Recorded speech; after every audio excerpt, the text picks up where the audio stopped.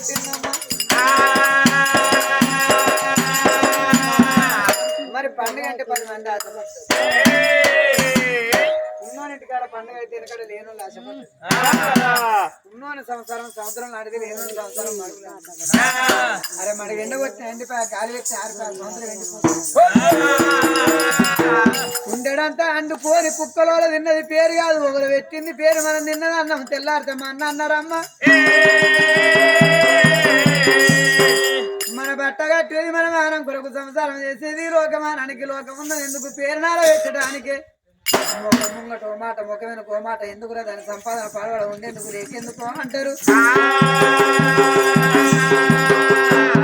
చాలు అనే దానం ఏ దానమో కాదురా